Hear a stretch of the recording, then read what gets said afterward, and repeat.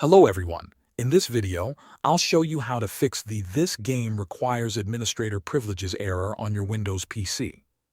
First, make sure both your game and its launcher always run with administrator permissions. Find the game's desktop shortcut, or open the folder where the game is installed and locate the main executable file. Right-click it and choose Properties. Open the Compatibility tab, check Run this program as an administrator, then click Apply and OK. After that, repeat the same steps for your game launcher. This could be Steam, EA App, Epic Games Launcher, Ubisoft Connect, or any other launcher you use. Giving both the game and the launcher administrator permissions helps Windows allow them to access the files and services they need. Next, confirm that your Windows account has administrator rights. Go to the Windows search and type your account info.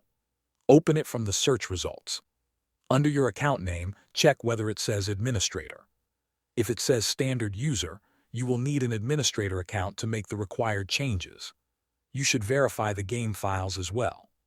Open Steam or any other launcher you are using. Go to your library, right-click the game, and select Properties. Open the Installed Files section and click Verify Integrity of Game Files. Steam will check for missing or damaged files and automatically replace them if needed. Once these steps are complete, restart your computer and launch the game again. Thanks for watching.